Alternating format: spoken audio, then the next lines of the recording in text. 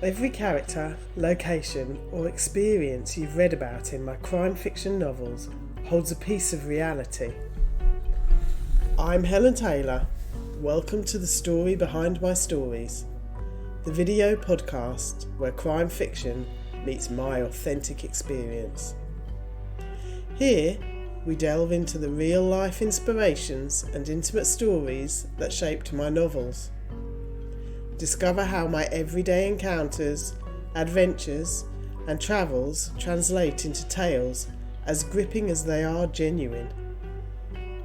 The story behind my stories goes behind the words on the page to reveal the backstory that inspires my writing. Hit follow or subscribe and ensure you're part of this journey. Hi, welcome to episode 2. So I want to correct 2 things that I said in last week's episode. Firstly, the M25 did exist when I went to university. It only just opened, and it didn't go all the way around then, and it hadn't been there long enough to have improved and speeded up that journey.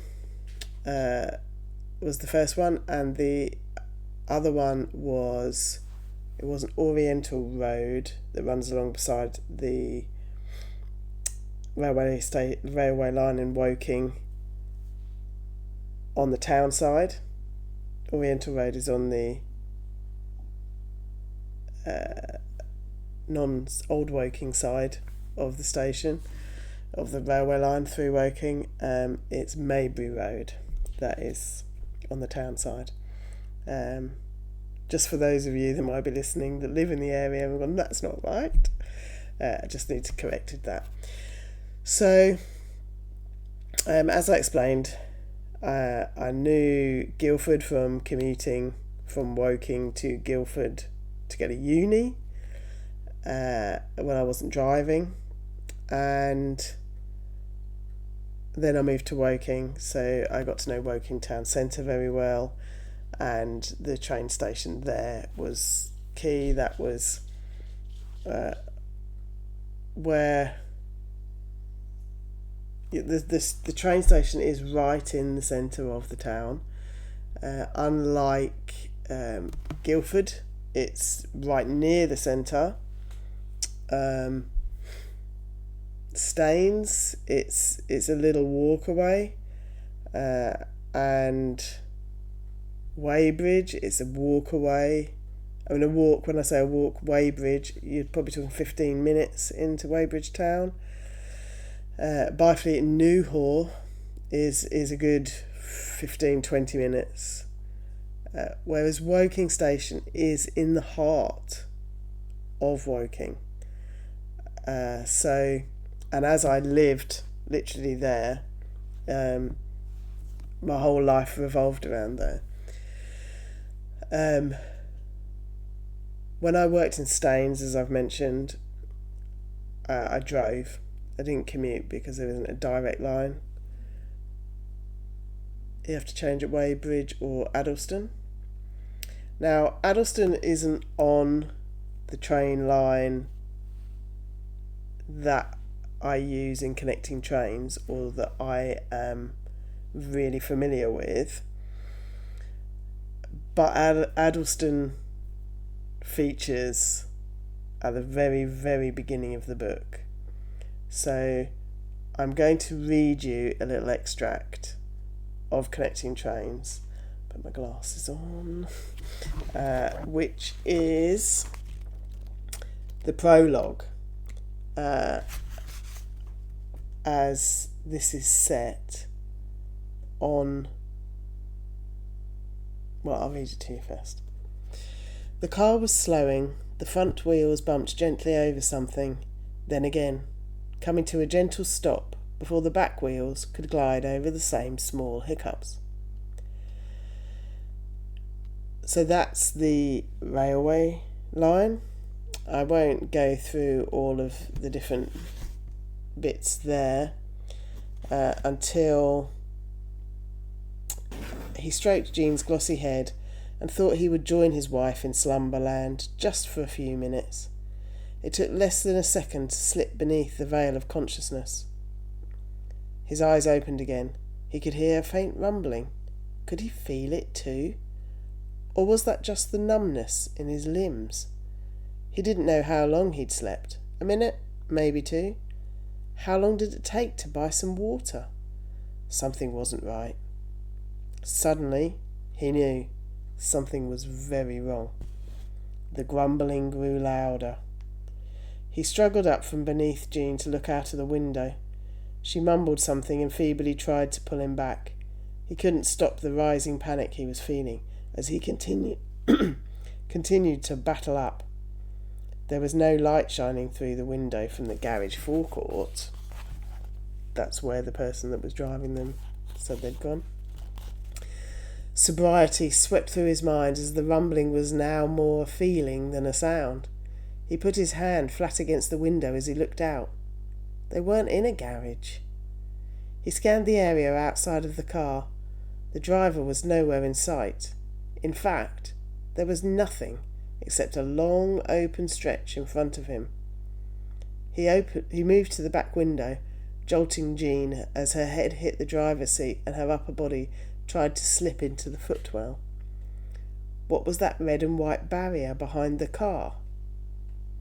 Were they in a car park? The rumbling and the movement of the car was increasing. He looked toward the other window.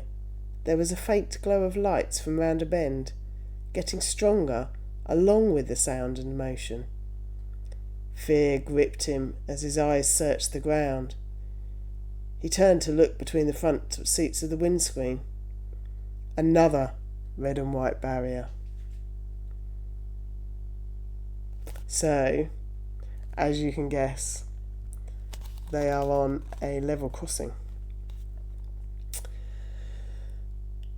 I'll miss out some of the other bits. It's the train bit we're interested in. Ignoring her shocked look at his violent action, he pulled his legs from beneath her, pins and needles spiked all the way up them. He pulled her up with a strength he had never known before. The light was starting to hurt his eyes. The train blew its horn, drowning out the sound of the rumbling, and he knew Jean had understood as she clambered up onto the seat to look out of the window. The train was less than 150 feet away and closing fast, the horn in constant use.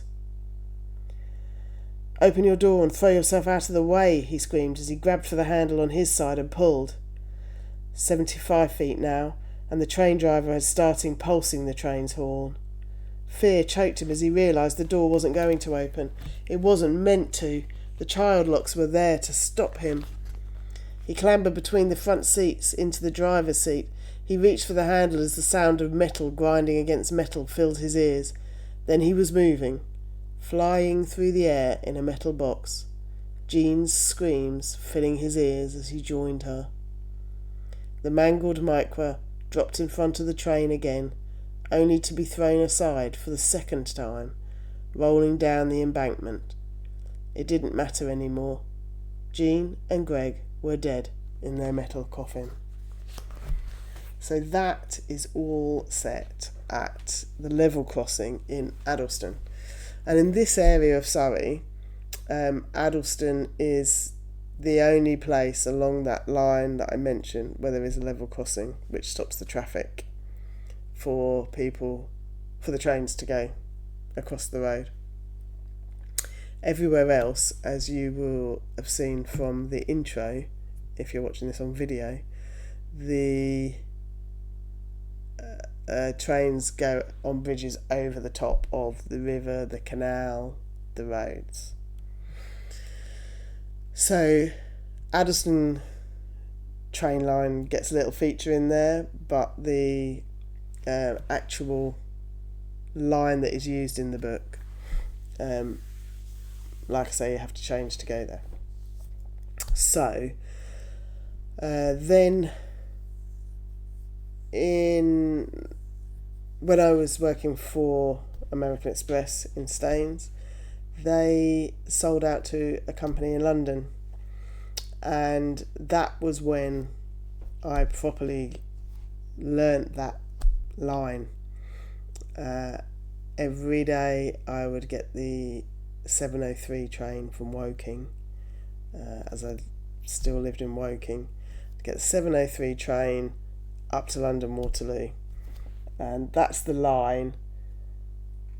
From Woking, it's a fast train. It takes you straight into Waterloo, or you can get a fast train that takes you straight into Waterloo in 23 minutes.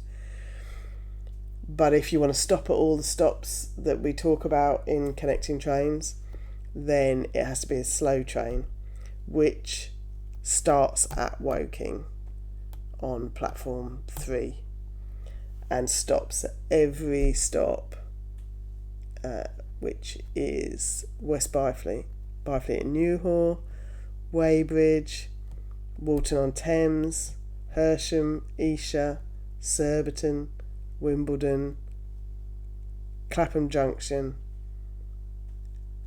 Vauxhall and London Waterloo. Sometimes there are other ones, and there are some other faster trains. Like you can get a faster train from West Byfleet into London, and you can get a faster train from Weybridge into London. But obviously I was going Woking, Waterloo, so I always got the fast train that never mentioned all the individual ones. And I lived in Woking for 10 years. 10 years. Many a time have I got the train out of Waterloo and fallen asleep and ended up in Basingstoke or Worplesdon. And it was my memories of getting off the train in Worplesdon that I used to write in connecting trains. Now, Worplesdon is between Woking and Guildford, and the station is really out in the sticks. And in those days, believe it or not, for the younger listeners, there were no mobile phones. So there was a telephone box, a proper red telephone box at Worplesdon. And the problem was a couple of times where you've fallen asleep, the train stops, you're not paying any attention, it then pulls away, you wake up, you look out the window, oh, that's Woking. And so then as soon as the train stops, you jump off without thinking. Because it would have gone Woking, Worplesdon, Guildford. And then Guildford, like I say, is just on the edge of the town centre. But you're close enough to other amenities, and there's a taxi rank and all that sort of stuff. But at Worplesdon, that was in the middle of nowhere, there wasn't. So I do remember several times getting off the train in the middle of the night and having to call a friend to come and pick me up. So I've used the Woking Guildford line, and then I've obviously used the line that went straight through to multiple places: Exeter, St David, Basingstoke, Guildford way out towards Gatwick and whatever. So yeah, many a time for years, how many years, probably talking nearly 15 years, I commuted into London.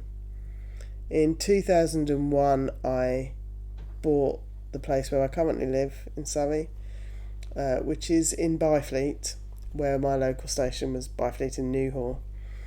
And then unfortunately from Byfleet and Newhall into London is the slow train that stops at all of those places I mentioned. But that takes 40 minutes.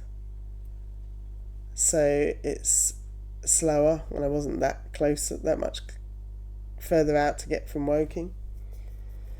So that's how I then became to know the other stations that I talk about in connecting trains. So Woking, Waterloo, I did a lot. Occasionally got the one that would stop at West Byfleet. But when I moved to Byfleet, then Byfleet is very much a little village. We do have a giant M&S and a giant Tesco's, but all of the little shops and the Waitrose and the restaurants and bars and things are all in West Byfleet. So there's a mile and a half between the two.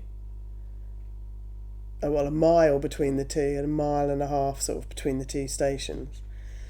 So it's only a 2-minute train ride between the two. And so then obviously I was spending a lot of time in Byfleet and in West Byfleet. And then more recently, Weybridge.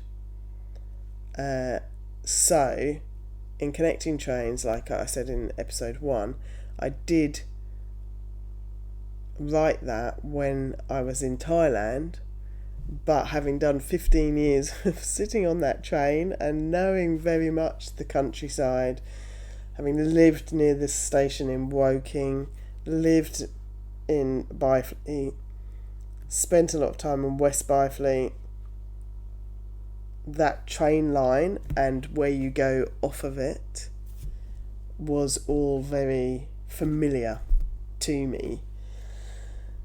So next time I'm going to read a couple of excerpts around those towns where they do the investigation, and having explained that line, and as it goes, Guildford, Worplesdon, Woking, West Byfleet, Byfleet, Weybridge, you can get one train that goes all the way through, but more often than not you stop at the